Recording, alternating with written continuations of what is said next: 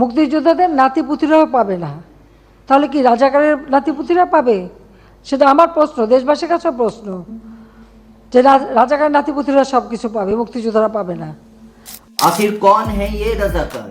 साल 1971 बांग्लादेश के मुक्तियुद्ध में मैक्सिमम लोग पाकिस्तान के अगेंस्ट जाकर शेख मुजीबुर रहमान के नेतृत्व में मुक्तियोद्धा बने थे, लेकिन कुछ लोग ऐसे भी थे जो चाहते थे कि पाकिस्तानी हुकूमत यहाँ पर कायम रहे।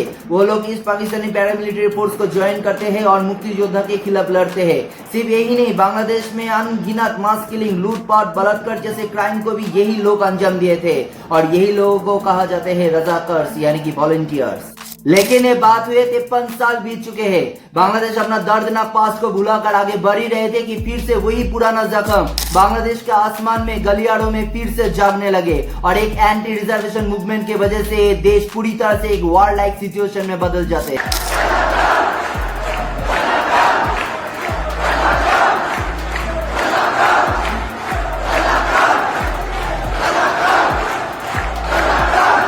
लेकिन ये सिर्फ बांग्लादेश का ही प्रॉब्लम नहीं है, बल्कि हमारे देश का भी प्रॉब्लम है। आज जो प्रोटेस्ट बांग्लादेश में हो रहे हैं, ऐसे ही 2 प्रोटेस्ट इंडिया में ऑलरेडी हो चुके हैं। In fact 1 August supreme court of India ने देश की रिजर्वेशन सिस्टम को लेकर एक बहुत बड़े फैसले सुनाए हैं। फिर क्या है सुप्रीम कोर्ट का फैसला? क्या बांग्लादेश में चल रहे एंटी रिजर्वेशन मूवमेंट भारत की रिजर्वेशन सिस्टम को भी इफेक्ट कर रहे हैं?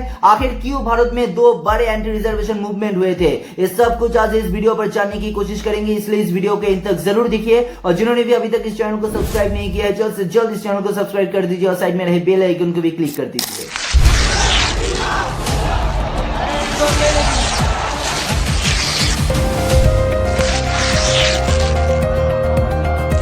The majority of us has overruled the judgment in Ihi Chinaya. In the year 2013 Bangladesh में एक आरक्षण नीति सामने आते हैं, जहां पर 56% रिजर्वेशन की बात किए गए, और इस 56% रिजर्वेशन में 30% है for the children and grand children of freedom fighters, 10% for women, 10% for under privilege district, 5% for indigenous communities and 1% for physically challenge people. और इसके चलते सिर्फ 44% सीट्स बचते हैं जहां पर मेरिट के थ्रू नौकरी मिलना था, जो कि जनरल सेक्शन कैंडिडेट्स के ऊपर एक भारी अन्याय था। इसके चलते 2013 से ही बांग्लादेश में एंटी रिजर्वेशन प्रोटेस्ट शुरू हो जाते हैं, और इस प्रोटेस्ट को देखकर शेख हसीना गवर्नमेंट इस पूरी रिजर्वेशन पॉलिसी को कैंसिल करते हैं। लेकिन ऑन 5 जून हाईकोर्ट सरकार के इस फैसले को रिजेक्ट करके वही पुरानी रिजर्वेशन पॉलिसी को बरकरार रखते हैं। और इसके बाद जुलाई 2024 राजशाही यूनिवर्सिटी में कोटा रिफॉर्म मूवमेंट शुरू होते हैं, जो कि धीरे धीरे बाकी सभी यूनिवर्सिटीज में फैल जाते हैं। इस आंदोलनकारियों का सिर्फ 5 डिमांड्स थे। First, the quota must be reduced from 56% to 10%. Second, the vacant position must be filled from the merit list if eligible candidates is not found from the quota. Third, no special examinations for quotas. Fourth, the age limit must be the same for every candidate. और fifth number पर है, no candidate can use quota privilege for more than once. High court के इस फैसले को challenge करके government supreme court जाते हैं, और सुप्रीम कोर्ट हाईकोर्ट के इस ऑर्डर के ऊपर स्टे देकर नेक्स्ट हियरिंग 7 अगस्त को रखते हैं।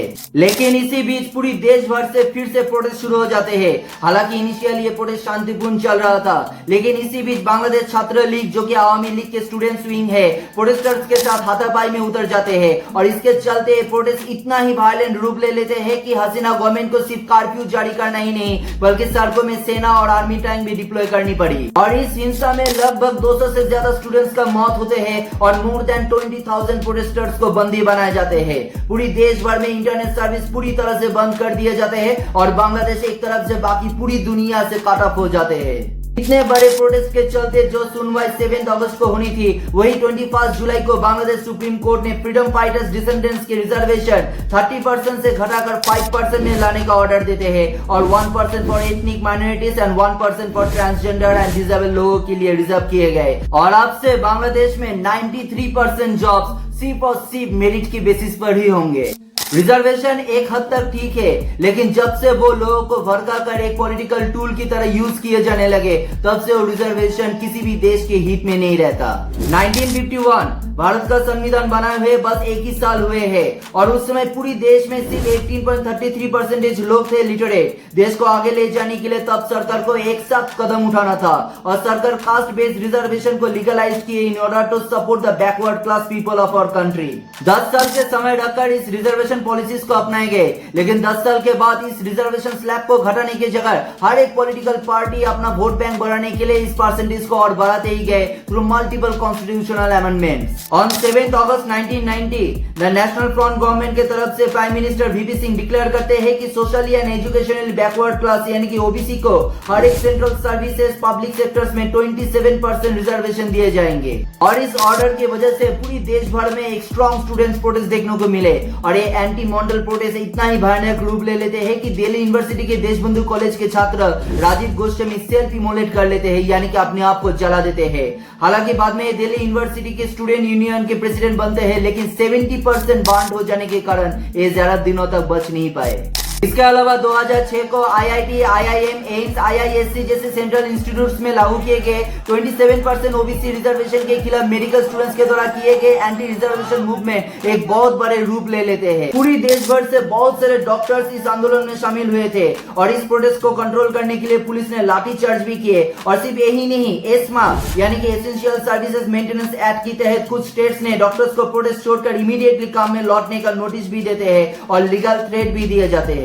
20 मई 2006 को दिल्ली आईआईटी स्टूडेंट्स के द्वारा एक ह्यूमन चेन बनाए जाते हैं। बाद में देश के सभी आईआईटी स्टूडेंट्स इस प्रोटेस्ट में शामिल होते हैं। आईआईटी रुड़की की तरफ से 2500 स्टूडेंट्स एक रेजोल्यूशन साइन करके उस समय के president doctor APJ Abdul Kalam और prime minister doctor Manmohan Singh को भेजते हैं, लेकिन एंड में पॉलिटिकल स्ट्रेटेजी से इस पूरी आंदोलन को धीरे धीरे दबा दिए जाते हैं।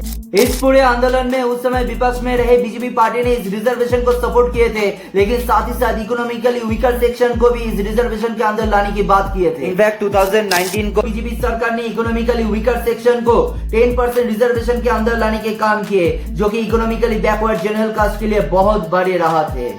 इनफैक्ट आज के दिन समाज में इक्वलिटी लाने के लिए जात पात धर्म इन सब से ऊपर उठकर इकोनॉमिकल बैकग्राउंड के बेसिस पर आरक्षण नीति आरोप करना चाहिए।